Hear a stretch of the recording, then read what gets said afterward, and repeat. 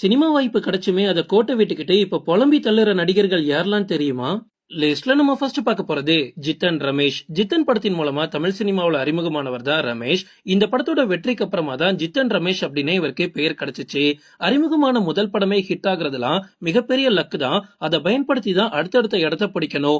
எஸ்கேலாம் அந்த மாதிரி பண்ணி தான் இன்னைக்கு இவ்வளவு பெரிய உச்ச நட்சத்திரமா மாறினாரு. ஆனா ரமேஷ் அதை பண்ண தவறிட்டாரு. இவர் நடிகர் ஜீவாவோட தம்பி. ஜித்தன் படத்துக்கு அப்புறமா இவர் நடிச்ச படங்கள் எதுவுமே ஹிட் ஆகல. ஏன்னா முதல் படம் ஹிட் ஆயிடுச்சு அப்படின்னா ரசிகர்கள் இவங்க கிட்ட இருந்து ரொம்ப எதிர்பார்ப்பாங்க. சோ அடுத்தடுத்த ஸ்கிரிப்ட ரொம்ப பார்த்து பார்த்து சூஸ் பண்ணணும். ஆனா ஜித்தன் ரமேஷ் மொத்தத்தையும் சொதப்பி வச்சுக்கிட்டாரு. ஒரு கட்டத்துல இவருக்கு எந்த ஒரு பட வாய்ப்பும் கிடைக்காம சரி வில்லன் கேரக்டர் பண்ணலாமா அப்படின்னு முயற்சி பண்ணி அதுலயுமே ஃபெயிலியர் ஆயிட்டாரு. ஒரு கட்டத்துல தொடர் தோல்வியால சினிமாவே வேண்டாம் அப்படின்னு மொத்தமா ஒதுங்கிட்டாரு. லிஸ்ட்ல நம்ம அடுத்து பார்க்க போறது ரவி கிருஷ்ணா. கொஞ்சம் கூட ஹேட்டரே இல்லாத ஒரு நடிகர் இவர் அப்படின்னு சொல்லலாம். செல்வராகவனோட 7G ரெயின்போ காலனி படத்தின் மூலமா நம்ம தமிழ் சினிமாவுல அறிமுகமானவர் தான் ரவி கிருஷ்ணா. இவருக்குமே முதல் படமே வேற லெவல் ஹிட், அதுவும் பிளாக் பஸ்டர் ஹிட் அப்படின்னு சொல்லலாம். முதல் படத்திலேயே ஒரு நல்ல மார்க்கெட் நம்ம தமிழ் இண்டஸ்ட்ரியில இவருக்கு கிடைச்சிச்சு. அதுக்கப்புறமா கேடி அப்படின்ற ஒரு படத்துல நடிச்சாரு. அதுவுமே ஒரு ஆவரேஜ் ஹிட் அப்படின்னு சொல்லலாம். ஆனா அதுக்கப்புறமா அவர் நடிச்ச ஒரு படம் கூட ஹிட் ஆகல. ஹிட் ஆகல அப்படின்னு சொல்றதை விட அட்ரு ஃபிளாப் ஆயிடுச்சு. ஆரண்ய காண்டம் படத்துல ஒரு நல்ல கேரக்டர்ல ரவிகிருஷ்ணா நடிச்சிருப்பாரு. அதுக்கப்புறமா இவருக்கு ஒரு ஹீரோ சான்ஸ் யாருமே கொடுக்கல. அதுக்கப்புறமா அப்பப்போ ஏதாவது ஒரு கேரக்டர் ரோல் மட்டும் ரவிகிருஷ்ணாவுக்கு கிடைச்சிருக்கு. ஆனா அதுல ரொம்ப பேமெண்ட் கம்மியா இருந்ததுனால இனிமே சினிமா செட் ஆகாது அப்படின்னு மொத்தமா விலகி போயிருக்காரு. லிஸ்ட்ல நம்ம அடுத்து பார்க்க போறது நிதின் சத்யா. நிதின் சத்யா வசூல் ராஜா MBBS அப்படின்ற படத்துல ஒரு சின்ன கேரக்டர்ல நடிச்சிருப்பாரு. அதுக்கப்புறமா வெங்கட் பிரபு இயக்கத்துல வெளியான சென்னை 6,28,000 படத்துல ஒரு முக்கியமான ரோல் இவருக்கு கிடைக்கும். அதையுமே சூப்பரா பெர்ஃபார்ம் பண்ணிருப்பாரு. அதே வருஷம் வெளியான சத்தம் போடாதே அப்படின்ற படத்துல வில்லன் கேரக்டர் இவருக்கு கிடைச்சிச்சு.